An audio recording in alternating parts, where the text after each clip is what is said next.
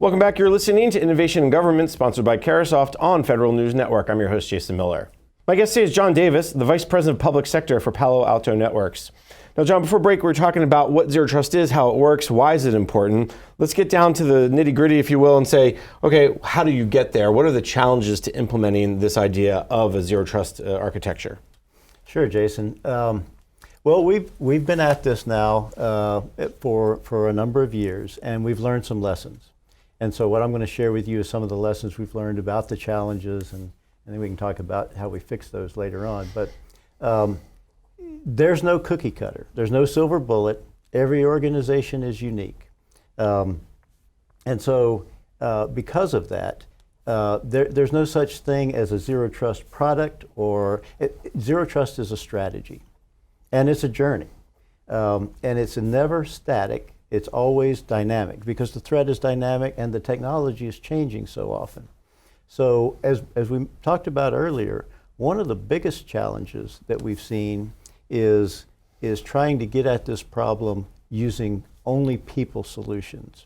And you can't. You will never have enough. There are estimates that we're short, over 1 million people in cybersecurity related jobs already, and there's no path to creating the number of people that we need using the legacy approach. So as I mentioned before, organizations have had challenges meeting this threat, addressing this threat using a people-only approach. Now, people are important, certainly are important, but you need to save your people for what only people can do better than machines, like hunting and deep analysis. Those type of high-end SOC analyst or Security Operations Center analyst skills, they're never going to go away. But if you start leveraging machines to fight machines and software to fight software, then you put yourself in a much better posture. Another challenge we've seen is this idea of the Zero Trust concept used to be relatively simple to accomplish when everything was physical, when everything was fixed or stationary, when everything was on-prem. And there were clear boundaries between perimeter and data center and endpoints. That's all gone now. Everything's gone from being physical to virtual. Everything's gone from being fixed to mobile, and IoT really accentuates that challenge. Everything's moving from on-prem to some version of the cloud, public, private, hybrid, multi-cloud, even SaaS, software as a service. So the challenge of being able to see and stop a threat as it goes through the attack process, the attack, some people call it kill chain, others call it the life cycle, but the steps of reconnaissance, delivery mechanism, exploitation of a vulnerability, installation of code, establishing a control channel, escalating privilege, and moving laterally in the network to where you need to be. That process takes time. And if you can have visibility and security controls or protections at the right places in an enterprise environment, you're able to turn that, what you talked about up front, around, where the defender no longer has to be right everywhere all the time and the attacker only has to be right once.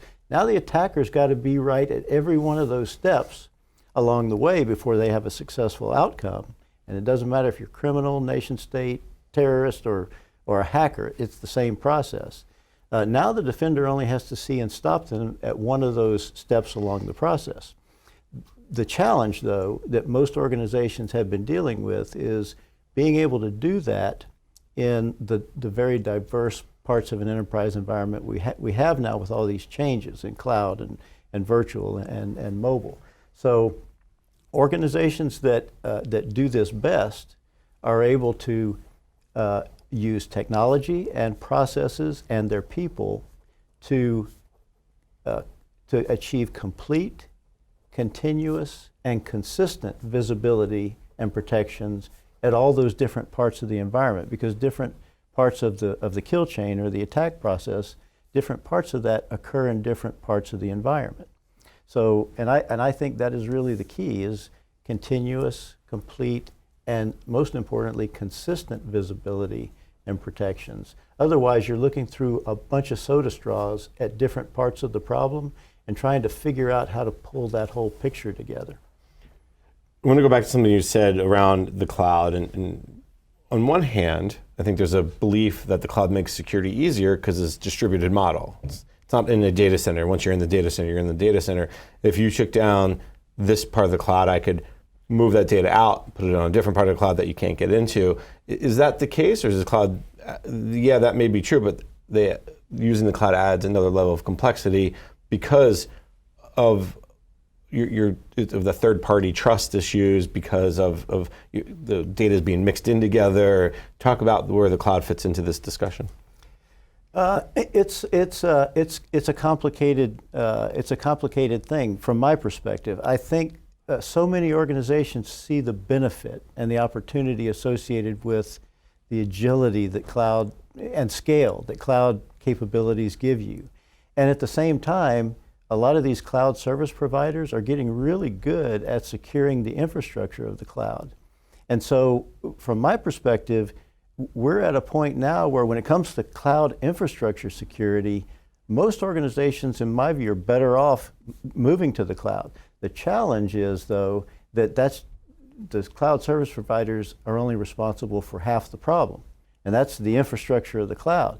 The data and the applications in the cloud, that's still the responsibility of the user organization, the enterprise. And so if you don't have the capability to match both parts together, you're assuming that that's taken care of, and it's not. You still have the responsibility for doing that. A lot of companies like mine, that's where we come in by providing the capability for you to have that granular control over what users are doing with what applications. Are they authorized? Are they not? What's the content? Sometimes you have to inspect because a lot of the threats are encrypted these days, and even device control in a cloud. So you have to do that part. But if you do, then I think cloud security is something that you can definitely manage the risk very effectively. You laid out several challenges. How do we overcome those challenges? And where does this maturity model that I know IAC talked about, I think others have talked about, fit into measuring and helping you overcome these challenges? Sure. I won't say that, I know there are different maturity models associated with it. This is how I look at it. This is how a lot of us in the industry look at it. First of all, let me just say that we believe that you can take care of about 80% of the problem by doing a couple of things really well. And that's identifying the apps, identifying the users in an environment, then identifying the applications, and then you put the users in small functional buckets. And once you do that, then you can decide which apps are authorized for which buckets. And then you put policies in place in order to ensure that's what's happening, and that you can see what's happening and that you can control it. If you do that, I think that's about 80% of the problem. Now, if you want to get to 90% of addressing the challenge, now you got to do that with devices, and you got to determine which devices are on the network. You got to decide. You got to put these devices into small functional buckets. Then you got to decide which buckets can talk to each other, and then you got to put policies in place to make sure that that's happening, that you have visibility of what's happening across those devices and the ability to control it, to provide protections if something bad is going on. Why do you think devices is not part of that 80%? Is that because if you know your users and your apps, the device, I don't say doesn't matter, but maybe matters a little less? I think that it's more difficult with devices. Even though they're both dynamic and they're both changing, I think probably you've got you provide a better baseline starting with your users and your applications. And then if you get that, like I said, I think that what we're seeing in terms of threats, especially in a cloud environment, that's where they're coming from, mainly. That's not to say they don't come from the device aspect of this, they do. But most of them are, and by the way, cloud security, since we're talking about that, cloud security is different than on-prem security, very different, and the threats operate differently. So in a cloud, you can't just lift and shift what you did on an on-prem environment to a cloud, because of things like containerization, workloads, serverless environments, and even identity-based, microsegmentation requirements that are unique in a cloud.